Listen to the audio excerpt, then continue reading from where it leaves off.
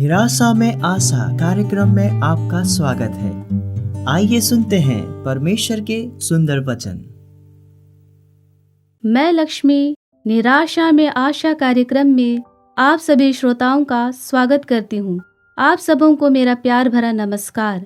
और आज का हमारा विषय है क्षमा करना एक ईश्वरीय स्वभाव। क्षमा को अगर परिभाषित की जाए तो क्षमा यह चित्त या मन की वह प्रवृत्ति है जिसमें अगर किसी व्यक्ति के द्वारा मानसिक, शारीरिक, आत्मिक या उसके मान सम्मान पर आघात या चोट पहुंचा हो, तब भी इस कष्ट को सह लेना और इसके विपरीत बदला नहीं लेने की इच्छा रखना और दूसरे को दोष मुक्त कर देना और इस कष्ट को परमेश्वर के हाथों में न्याय के लिए सौंपकर जीवन में आगे बढ़ जाना ही क्षमा है। इसका मतलब यह भी नहीं है कि किसी के अपराध को भुला दिया जाए, परंतु प्रार्थना के माध्यम से इसके न्याय के लिए प्रार्थना करते हुए परमेश्वर पर विश्वास बनाए रखना भी है। हमारे जीवन में यह सबसे बड़ी चुनौती है कि हम हृदय और मन से आसानी से किसी को क्षमा नहीं कर पाते हैं और बाइबल बताती है क्षमा नहीं करना भी एक पाप है। एक दूसरे को क्षमा करने से हम अपने अंदर स्वतंत्रता और अद्भुत शांति को एहसास करते हैं। बाइबल की पूरी किताब पढ़ने से हमें यह ज्ञात होता है कि परमेश्वर आदम और हव्वा जो सृष्टि के प्रथम मनुष्य थे, उनके समय से लेकर आज तक सभी मनुष्यों को परमेश्वर अपने नाम और अपनी धार्मिकता के कारण क्षमा करने में धर्मी और विश्वास योग्य परमेश्वर हैं। बाइबल में कई जगह परमेश्वर ने अपने अपराधियों को क्षमा करने की बात कही है।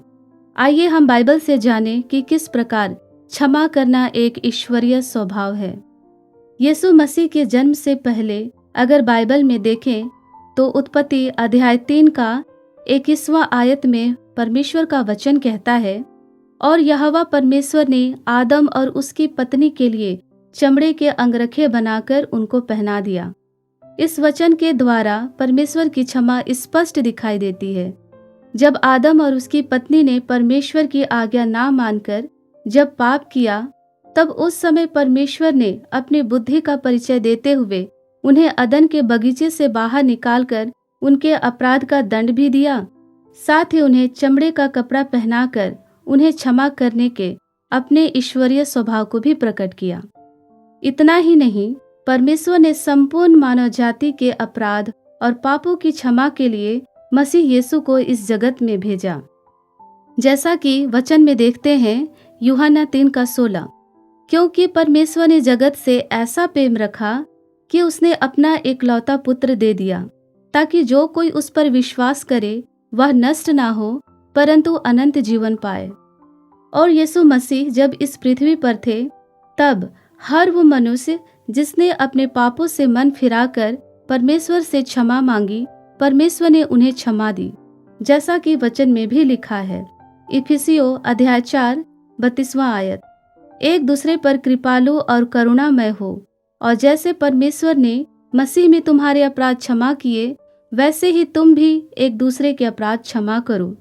वहीं कुलोसियों अध्याय 3 13 आयत में वचन कहता है, और यदि किसी को किसी पर दोष देने का कोई कारण हो, तो एक दूसरे की सह लो और एक दूसरे के अपराध क्षमा करो। जैसे प्रभु तुम्हारे अपराध क्षमा किए, वैसे ही तुम भी करो।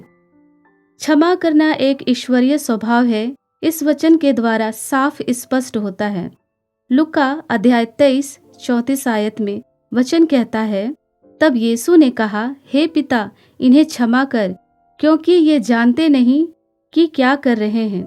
प्रभु यीशु मसीह को जिस यातना और अपमान के साथ क्रूस पर चढ़ाया जा रहा था, बहुत ही हृदय विदारक और महादुख का समय था। जरा कल्पना कीजिए यह समय मसीह यीशु के लिए कैसा रहा होगा। इसके बावजूद भी मसीह यीशु उन पर क्षमा प्रकट करते हुए परमेश्वर से प्रार्थना कर रहे थे कि हे पिता, इन्हें क्षमा कर, क्योंकि ये जानते नहीं कि क्या कर रहे हैं। इस प्रकार मसीह यीशु ने अपने मृत्यु के समय भी उन अपराधियों को क्षमा कर अपने ईश्वरीय स्वभाव का परिचय दिया।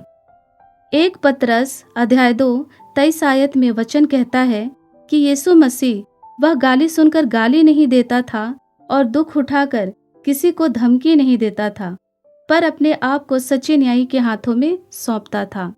हम सभी मनुष्य हैं और किसी भी रीति से पूर्ण और सिद्ध नहीं हैं, और जो हमें चोट पहुंचाते हैं उन्हें आसानी से माफ कर देना हम मनुष्यों के लिए बहुत कठिन होता है। परंतु प्रभु यीशु मसीह के जीवन से हम सभी सीख सकते हैं कि मसीह यीशु अपने जीवन के आखिरी सांस तक उन्होंने अपने अपराधियों को क्षमा किया, और आज भी यीशु मसीह के नाम से परमेश्वर के द्वारा हमें क्षमा की प्राप्ति होती है। इसलिए क्षमा करना एक ईश्वरीय स्वभाव है।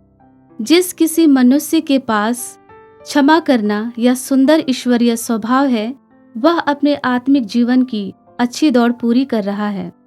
क्षमा करने का यह ईश्वरीय स्वभाव के लिए प्रतिदिन परमेश्वर से प्रार्थना करनी चाहिए। आज के इस वचन के द्वारा परमेश्वर आप सबों को आशीष दे। धन्यवाद।